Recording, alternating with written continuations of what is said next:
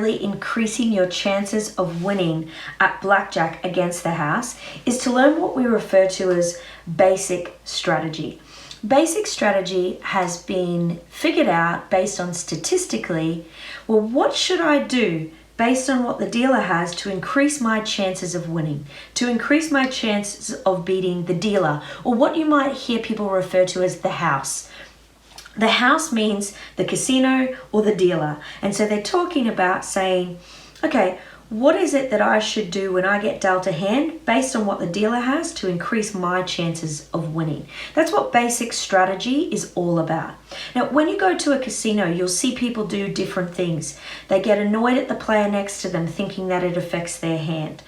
They will move away from following perfect basic strategy because they feel like they've got intuition. They will make silly mistakes based on the fact that they're losing lots or winning lots because they feel that they know better than basic strategy. What we know for sure is that the math is never wrong. Following perfect basic strategy is your number one first step to increasing your chances of winning more against the casino, against the house. Now, later courses and videos that we do go through will give you even more opportunities to learn better ways to keep increasing your chances of winning against the house by introducing things like betting strategies, when to raise and lower bets. We'll also talk about how to count cards to increase your potential of winning.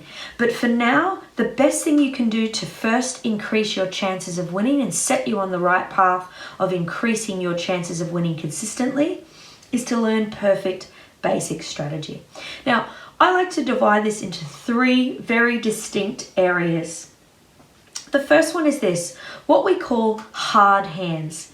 See, a hard hand is when there are two cards dealt to you, your hand is dealt, two cards given to you, and both of those cards can only ever add up to one particular value. So in this instance, we've been dealt a 15.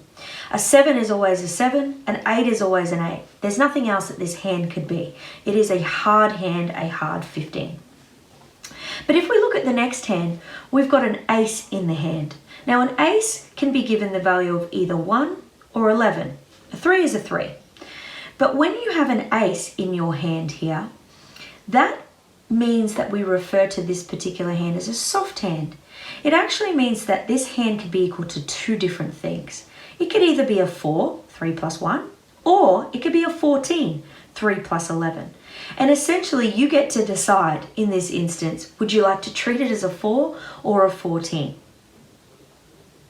Meaning if you were to draw a 7 out next, you could either consider this hand to now be 7 plus 3 plus 1 or 7 plus 3 plus 11, a 21. And we're pretty sure we know which one we choose. This is referred to as a soft hand. So when we're learning basic strategy, there are slightly different things to do when you have a hard hand versus soft hand in some instances. And we'll go through each of those. So we need to memorize exactly what to do with all our hard hands and exactly what to do with all our soft hands.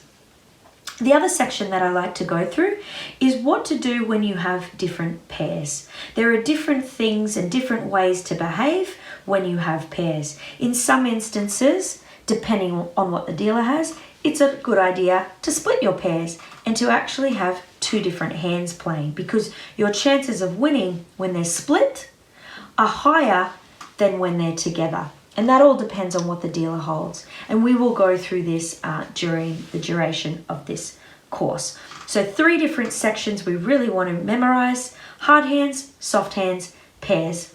Within those, there are a few different things you can do, such as surrender, i.e. I don't like my hand versus what the dealer's holding, and so I'm going to say, no thank you, I'm not playing on. I'll lose half my bet, I'll keep half my bet, and I don't get to continue playing this hand. That's what surrender is. There's also the potential to double your hand. I like my hand compared to what the dealer's holding. I'm going to bet twice my money now that I've seen my hand. I'll get one more card to verse what the dealer has. different things that you can do in different circumstances. So during the time that we go through hard totals, soft totals, and pairs, I'll talk to you also about when to double and when to surrender. But mostly we want to learn what do I do depending on what the dealer has during different types of hard hands, soft hands, and pairs.